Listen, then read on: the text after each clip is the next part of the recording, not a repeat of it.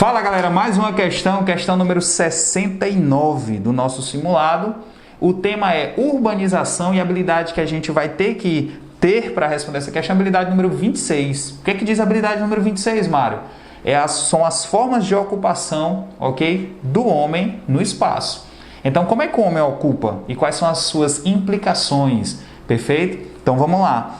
A questão diz assim, Rio, em 9 anos, de 1999 a 2008, as favelas no município do Rio de Janeiro se expandiram. Então, vamos lá. As favelas do município do Rio de Janeiro se expandiram por uma área de cerca de 3 milhões de metros quadrados. Então, a gente basicamente já está aqui falando de expansão de favelas. A área de cerca de 3 milhões de quilômetros quadrados é equivalente a quase 4 Rocinhas, comunidade que tem 861 mil metros quadrados. O número calculado pelo Instituto Pereira Passos, com base em fotos de satélite, no entanto, não revela o real crescimento das favelas, já que a verticalização, construção sobre lajes e o adensamento, casas que surgem no meio de outras, não podem ser avaliados pela imagem. Então, na realidade, as imagens conseguem ver apenas a expansão da área, mas não conseguem perceber a verticalização, a famosa laje, construir sempre mais cômodos sobre casas já pré-existentes. E muitas vezes essas casas que têm uma laje, eles constroem cômodos, são alugadas para outras pessoas, então aumenta a quantidade de famílias dentro das favelas, sem necessariamente serem capturadas por imagens de satélite, por exemplo. Assim como casas que surgem entre outras, Aquele é o chamado puxado, Mais um cômodo, e ali não tem também como ser diagnosticado. Nos preocupa o que essa expansão representa em termos de aumento populacional nas comunidades e se a oferta de serviços públicos está sendo dimensionada para atender ao crescimento do número de pessoas. É porque faz-se uma média. Ali tem uma área, dentro daquela área da favela, estima-se ter uma quantidade X de domicílios e estima-se ter uma quantidade X de pessoas. Aí a gente está falando de uma pesquisa feita remotamente e não in loco, ou seja, não tem um recenseador chegando até lá, para fazer essa contagem de fato da população.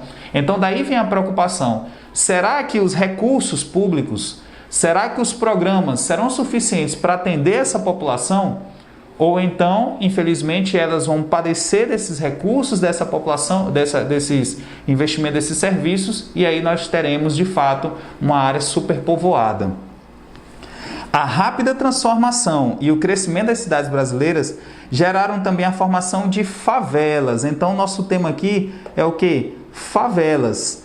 Que, vamos lá, estão presentes apenas nas metrópoles do país. Não, apenas não, gente. A gente tem que entender que favela, grotão, mucambo, tá certo? Vilas, são várias nomenclaturas de áreas de depreciação, de degradação humana. A ONU entende assim.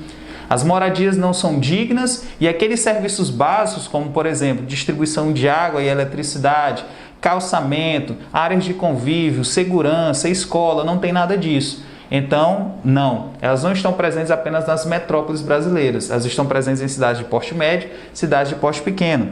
Ficam localizadas nas áreas formais das cidades. Não, as áreas formalizadas são as áreas que têm todos esses equipamentos de uso coletivo que eu acabei de citar. Então, onde é que eu vou encontrar uma favela? É justamente nessas áreas onde eu não vou ter, por exemplo, saneamento básico, é onde eu não vou ter, por exemplo, eletricidade. São tidas pela ONU como áreas de habitações dignas. Já pensou que absurdo? Acabei de falar que é totalmente contrário. Letra D. Abrigam população carente de recursos financeiros, com dificuldade de acesso a serviços públicos, de fato, como saneamento básico e segurança. Tranquila aí a letra D. Bora ver a letra E. Se tornaram, na última década, prioridade na implantação de políticas públicas, reduzindo o número absoluto. No próprio texto ele diz que elas se expandiram. Letra D. Valeu, galera!